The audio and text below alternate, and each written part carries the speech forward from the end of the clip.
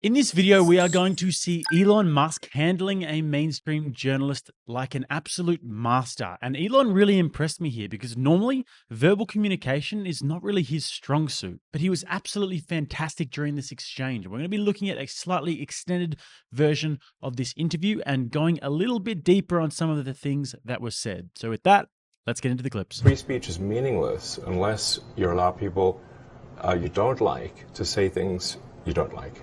Otherwise, it's irrelevant. And if at the point at which you lose free speech, it doesn't come back.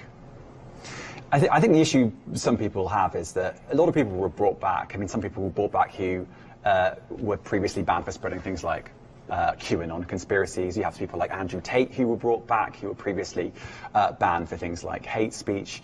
Do you think you prioritize freedom of speech over misinformation and hate speech?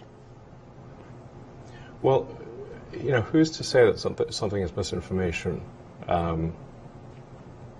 Who's the arbiter of that? Is it the BBC? You're literally asking me? Yes. Well, no, you are the arbiter on Twitter, because you own Twitter. Yes, I'm saying who is to say that one person's misinformation is another person's information?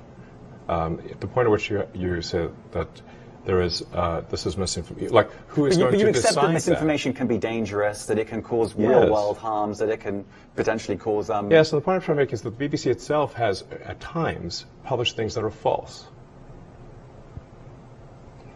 Do you agree that that has occurred? I'm quite sure the BBC have said things before that turn out to not be true. Correct. In its, whatever it is, 100-year history, I'm quite sure. Yes.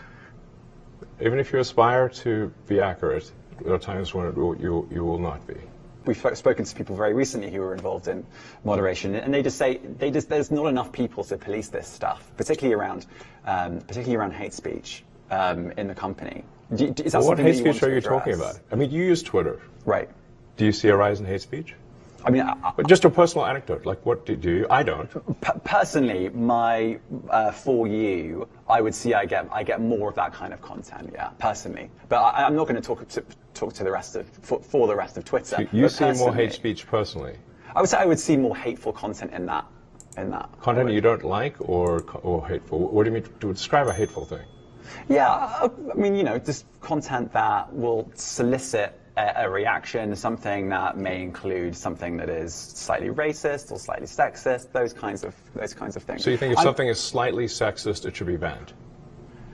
No, is that what you're saying? I'm not saying anything. I'm just curious. I'm trying to understand what you mean by hateful content, and I'm asking for specific examples. And you just said that if something is slightly sexist, that's hateful content. Does that mean that it should be banned? Well, you've asked me whether my feed, whether it's got less or more. I'd say it's got slightly more. That's why I'm asking for examples. Can you name one example? I honestly don't use. Honestly, I don't. You can't name a single example. I'll tell you why. Because I don't actually use that for you feed anymore. Because I just don't particularly like it. But you said a lot of people are quite similar. I only look at hang on a second. following. You said you've seen more hateful content, but you can't name a single example, not even one. I'm not sure I've used that feed for the last 3 or 4 weeks. Then how did you see that hateful content? Because I've been using Twitter since you've taken it over for the last 6 months. Okay, so then you must have at some point seen for you hateful content. I'm asking for one example. Right. And you can't give a single one. And I'm saying then I say, sir, that you don't know what you're talking about. Really? Yes, because you can't give me a single example of hateful content, not even one tweet, and yet you claimed that the hateful content was high. Well, that's false. No, what I claimed... You just lied. What I claimed was there are many organizations that say that kind of information is on the rise. Now, whether it has on my feed or not... I mean, right, and literally you can look at something one. like the Strategic Dialogue Institute in the UK. They will say that. So look, people will say all sorts of nonsense. I'm literally asking for a single example, and you can't name one. Right, and as I already said, I don't use that feed. But then how would you know that? I don't think this is getting anywhere. You literally said you experienced more hateful content, and then couldn't name a single example. Right, and as I said, that's absurd. I haven't actually looked at that feed. Then how would you know there's hateful content? Because I'm saying that's what I saw a few weeks ago. I can't give you an exact example. Let's move on. We only have a certain amount of time. COVID misinformation. You Amazing. You changed the COVID misinformation Has rules. BBC changed its COVID misinformation? The BBC does not set the rules on Twitter, so I'm asking you. No, I'm talking about the BBC's misinformation about COVID. I'm literally asking you about, you changed the labels, the COVID misinformation labels. There used to be a policy, it then disappeared. Why do that? Well, COVID is no longer an issue. Does the BBC hold itself at all responsible for misinformation regarding masking and side effects of vaccinations, and not reporting on that at all? And what about the fact that the BBC was put under pressure by the British government to change its editorial policy? Are you aware of that? This is not an interview about the BBC. Oh, you thought it wasn't? I see now why you've done Twitter Spaces. I am not a representative of the BBC's editorial policy. I want to make that clear. Let's talk about something else. If you want to talk about the BBC, you too. All right, let's talk about something else. You weren't expecting that. If you didn't know that Elon Musk is one of the most important figures of our generation, then you should know now. This might sound weird because he's the richest man in the world, but this guy has a genuine disdain for the elite ruling classes and the way that these technocrat gangsters have had control over the sources of information for quite some time now. And I'm interested to know your perspective on this. And I'm sure that there maybe are some other reasons why he bought Twitter, no doubt. But I'm also sure that one of the main reasons was because he saw an opportunity to alter the landscape by which information is shared. Now, obviously, this journalist has come in to this interview with an agenda. He wants to make Elon Musk seem like the bad guy. He wants to make it seem as though Elon's taking over of Twitter has been a disaster. And he wants to make it seem as though Twitter is now this crazy wild, wild west where there's all this hateful information and people's feelings are going to be getting hurt and all of those terrible things that we should be so worried about. But Elon was miles ahead of this guy. Elon looked at the chessboard and knew exactly what moves he was going to make, and he was prepared. And then when he went for the hate and division card, Elon held his feet to the fire like a champion. And I love the fact that he just turned the mirror on this guy and goes, well, you work for the BBC, and are the BBC going to be held accountable for any of their misinformation around COVID? The BBC does not set the rules on Twitter, so I'm asking you. No, I'm talking about the BBC's misinformation about COVID.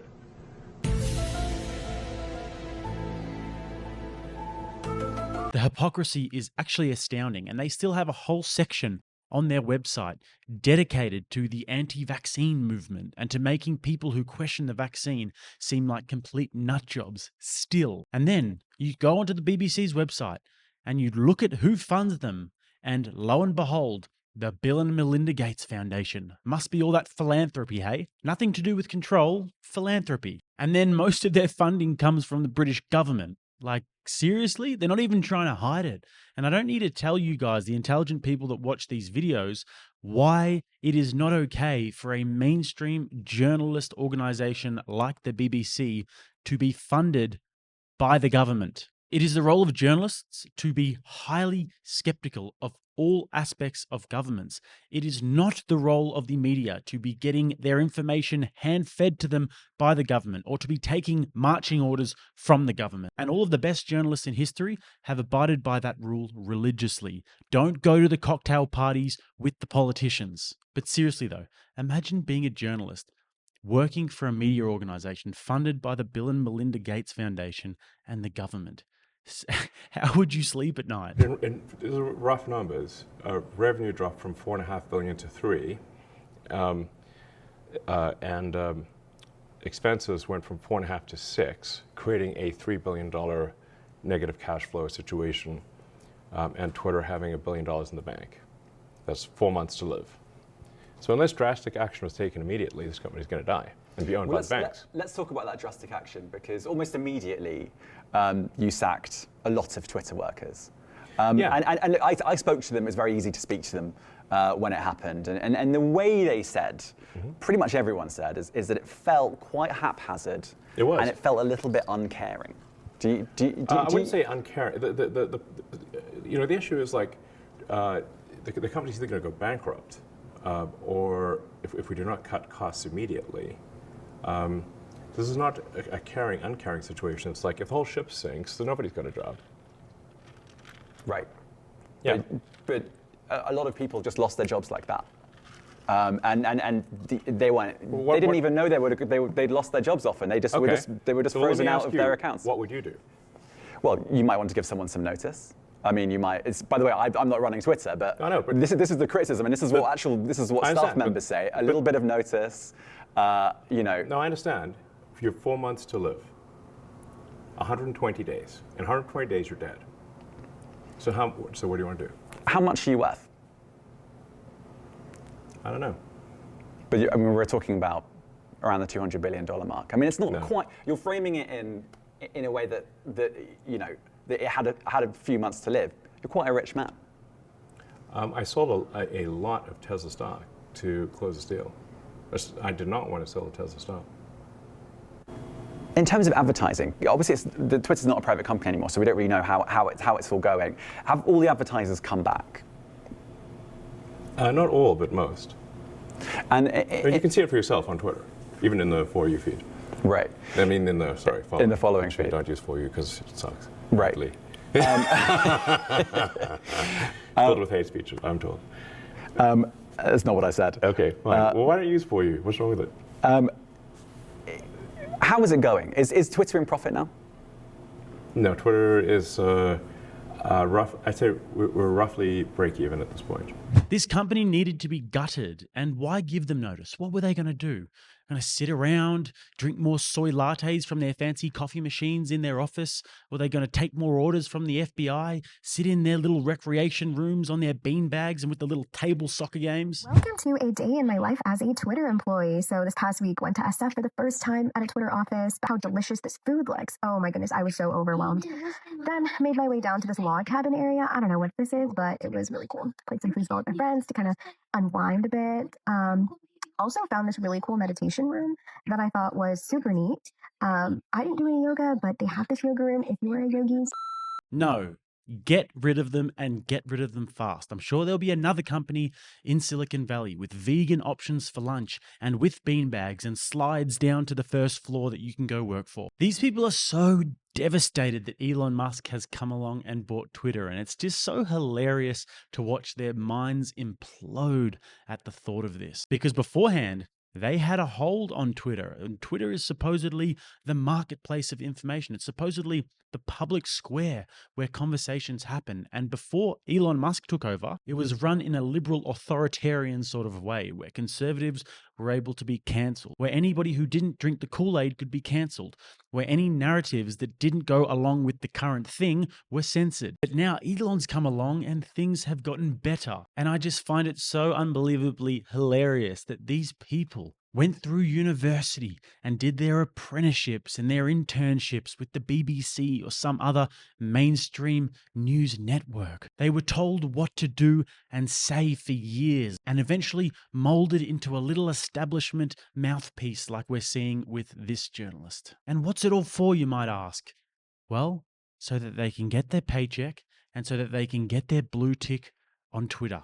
The holy grail of journalism. And now, thanks to a singular wave of the wand of this irreverent asshole, any old peasant can go and get the esteemed blue tick. I love it. And then funnily enough, Meta have done the same thing recently where anybody can become Instagram verified. And if you think that it's funny that journalists are squirming because of this, imagine the influencers on Instagram whose whole entire identity is the fact that they have a blue check mark next to their name on Instagram. The image of that makes me wake up every morning and just smile. Now, Elon seems to me like a very disagreeable guy, and he also seems to me like a guy who would get along with the average person much better than he would with the elites at the cocktail parties. And you can see that with the Kathy Griffin tweets when he said actually she was suspended for impersonating a comedian, but she really wants her account back. She can have it for $8. I mean, that is hilarious. That is actually gold comedy. And if anything, it goes to show that he gets a bit of a kick out of taking these people down a peg. And you guys that watch the channel will know that that's something that I can really appreciate. So I say keep going, Elon. You're doing a good job. And I know that you guys are going to have a lot of opinions about this. So looking forward to reading all of your comments. And until next time, I'm Jake. This is Rattlesnake TV, keeping you armed and dangerous. If you guys want to watch another video, click right here. If you guys want to subscribe to the channel, click right here.